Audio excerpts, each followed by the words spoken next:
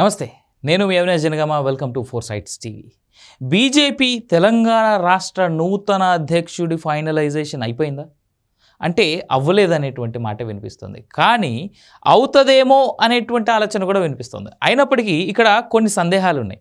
అయితే ఎవరెవరి పేర్లు వినిపిస్తూ ఉన్నాయి అనేటువంటిదే ప్రస్తుతం ఉన్నటువంటి మాట. అయితే నేను మీకు కొన్ని పేర్లు చెప్పదలుచుకున్నాం. ఇప్పుడు ఆ పేర్ల అంచనాన్ని బట్టి మీరు ఎవరవుతారు అనేటువంటి క్లారిటీకి మీరే రావచ్చు.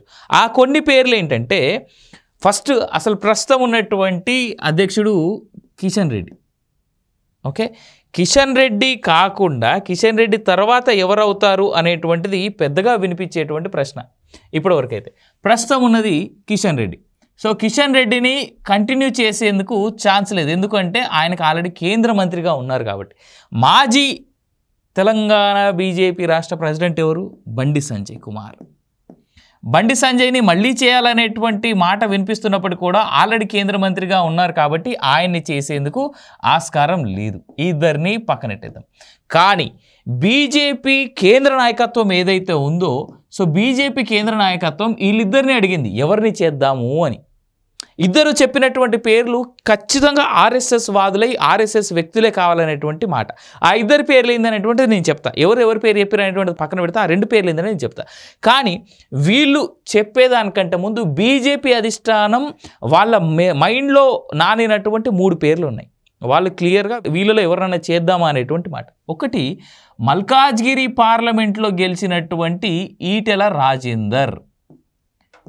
ఈటెల రాజేందర్ని బీజేపీ స్టేట్ ప్రెసిడెంట్ని చేద్దామని చెప్పేసి బీజేపీ కేంద్ర అధిష్టానం అడిగితే, ఈటెల రాజేందర్ పెద్ద ఎత్తున ప్రజాభిప్రాయం, ప్రజల మన్ననలు ఉన్నటువంటి వ్యక్తి, ప్రజల్లో నానుతున్నటువంటి వ్యక్తి, ప్రజలంటే చాలా ఇంట్రెస్ట్ ఉన్నటువంటి వ్యక్తి, ఎప్పుడూ ప్రజల్లోనే ఉన్నటువంటి వ్యక్తి, అదేవిధంగా ప్రజలు కూడా చాలా ప్రేమతో ఆప్యాయంగా ఆదరించేటువంటి వ్యక్తి ఈటెల రాజేందర్ అనేటువంటి పేరున్నది. కానీ ఈటెల రాజేందర్ ఆర్ఎస్ఎస్ వ్యక్తి కాదు కాబట్టి నో అనేటువంటి మాట ఈ ఇద్దరూ కలిసి అన్నారంట. తర్వాత వినబడినటువంటి పేరు రఘునందన్ రావు, వకీల్ సాబ్ అని చెప్పేసి అందరూ చెప్పుకునేటువంటి పేరు. ప్రస్తుతానికి మెదక్ ఎంపీ. వకీల్ సాబ్ కూడా బీఆర్ఎస్ పార్టీ నుంచి, తెలంగాణ ఉద్యమ నాయకత్వంలో నుంచి కేసీఆర్తో అత్యంత దగ్గరగా పనిచేసి బీజేపీ పార్టీలోకి వచ్చినటువంటి వ్యక్తి. ఇతనికి కూడా ఆర్ఎస్ఎస్ బ్యాక్గ్రౌండ్ లేదు. ప్రజల్లో ఎంత మంచి పేరున్నా, ఎంత మంచి వక్త అయినా, ప్రజలకి ఎంత దగ్గరగా ఉన్నప్పటికీ కూడా కేవలం ఆర్ఎస్ఎస్ బ్యాక్గ్రౌండ్ లేనందుకు ఈయన్ని కూడా వద్దన్నారు ఈ ఇద్దరు. ఇంకొక పేరు Dharmapuri Arvind, fire brand of BJP, Kalvakuntla Kavitha మీద 2 సార్లు గెలిచినటువంటి వ్యక్తి. ఇతన్ని కూడా వద్దన్నారు. నిజామాబాద్ ఎంపీ, అదేవిధంగా నిజామాబాద్ జిల్లాలో కావచ్చు, తన నిజామాబాద్ ఎంపీ సర్కిల్లో కావచ్చు, ఎంతమంది ఎమ్మెల్యేలను అయితే నిలబెట్టుకున్నాడో అంతమందిని గెలిపించుకున్నటువంటి వ్యక్తి. ఇన్ఫ్యాక్ట్ తన ఎమ్మెల్యేగా కంటెస్ట్ చేసినప్పుడు ఎమ్మెల్యేగా ఓడిపోయి తన నియోజకవర్గంలో తన అండర్లో ఎవరెవరికైతే దగ్గరుండి టికెట్లు ఇప్పించుకొని గెలిపించుకున్నటువంటి వ్యక్తి. పార్టీ చాలా సీరియస్గా ఆలోచించినటువంటి వ్యక్తి.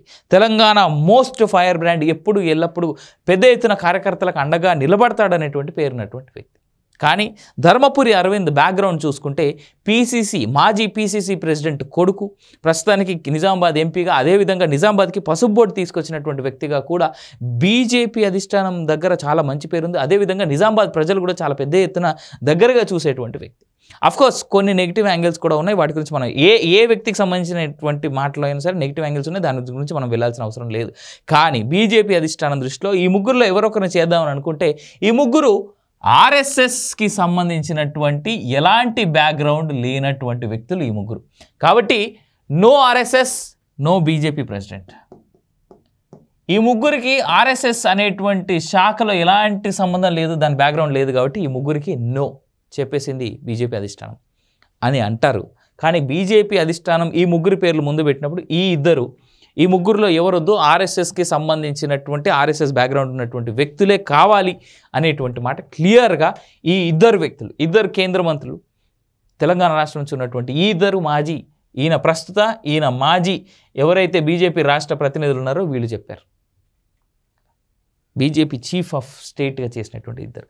అయితే వీళ్ళిద్దరూ ఒక 2 పేర్లు బయట పెట్టారు. కానీ ఏకాభిప్రాయం కుదరట్లేదు. ఒకరు మాజీ ఎమ్మెల్సీ, రీసెంట్గా నేనే ఇంటర్వ్యూ చేయడం కూడా జరిగింది, రామచంద్రరావు.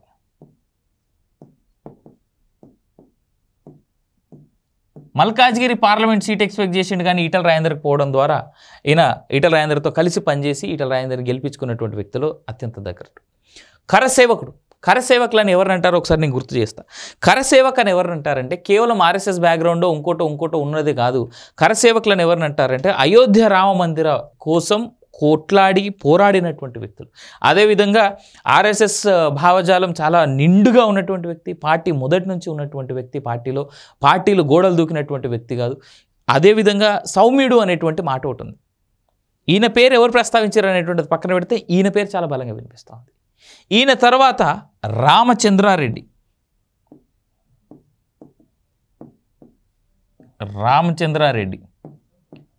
మాజీ ఎమ్మెల్యే.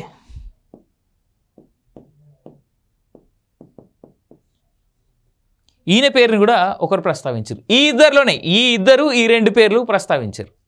కానీ ఎవరికి ఇవ్వాలి? ఇద్దరు కలిసి ఒక్కొక్క పేరు ప్రస్తావించారు. ఎవరొకరు మీరే చూస్ చేసుకోరంటే వాళ్ళిద్దరు కలిసి నా వర్గం ఓడు కావాలంటే నా వర్గం ఓడు కావాలని చెప్పేసి వాళ్ళు చెప్పుకున్నటువంటి పేర్లు ఇవి రెండు.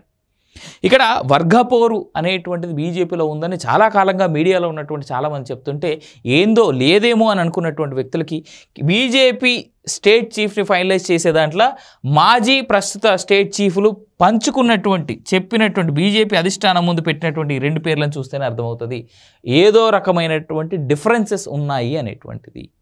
అయితే వీళ్ళిద్దరే కాకుండా మధ్యలో ఇంకా చాలా పేర్లు వినిపిస్తాయి. ఇప్పుడు డీకే అరుణ గారి పేరు వినిపిస్తుంది, లేదంటే మురళీధర్ రావు గారి పేరు వినిపిస్తుంది, ఇంకొంతమంది పేర్లు కూడా వినిపిస్తూ ఉన్నాయి.